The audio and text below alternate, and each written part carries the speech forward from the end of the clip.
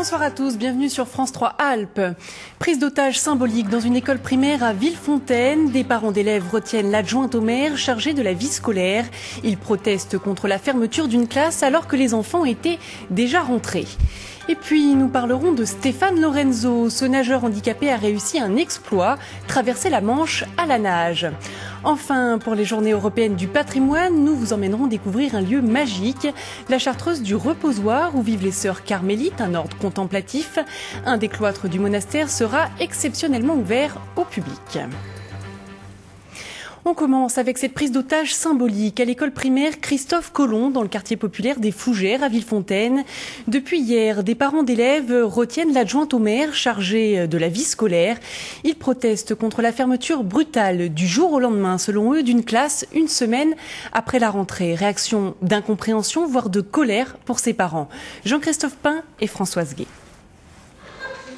Après 2 échanges infructueux avec l'inspection d'académie, ce matin, une vingtaine de parents retenaient l'adjointe au maire dans cette salle polyvalente de l'école Christophe Colomb. Ça se passe bien, j'ai eu à manger, j'ai pu prendre une douche, tout va bien. Mais c'est vrai que c'est quand même une position un petit peu difficile à vivre, bien entendu. Et Madame Vernis d'ajouter « Je suis solidaire avec Monsieur le maire de ce mouvement ». Il faut dire que certains parents n'ont appris la fermeture de leur classe que le matin même en emmenant leur enfant. Cette année, nous avons 2 élèves de plus. La rentrée s'est très bien passée. Nous sommes rentrés avec 13 classes. Une semaine plus tard, l'académie décide de fermer une classe. C'est la stupeur chez nous. Beaucoup d'enfants ont pleuré. Beaucoup d'enfants ne comprennent pas pourquoi ils changent de maîtresse. Et en plus, les classes ne sont pas bien réparties. Il y a 4 CM2 dans une classe de CM1.